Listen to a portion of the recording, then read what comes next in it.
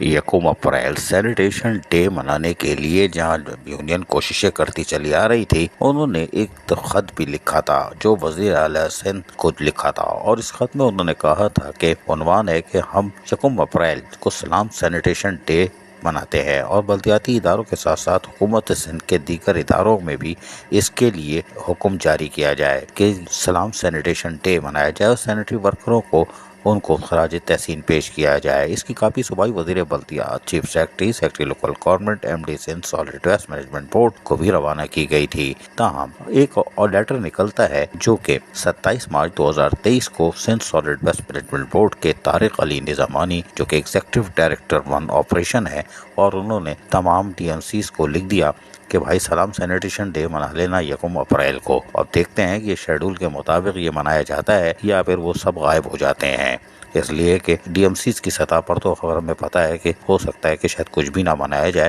لیکن اگر Sindh solid waste management board کے افسران باہر آ گئے تو شاید یہ عذرائے اخلاقنی شاید سلام سینیٹیشن ڈے منا لیں۔ عزیز عارف، KBS بلدیاتی نیوز کراچی۔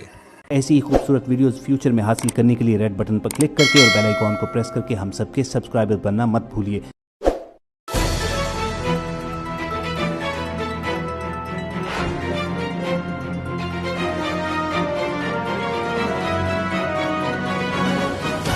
KBS بلدیاتی نیوز۔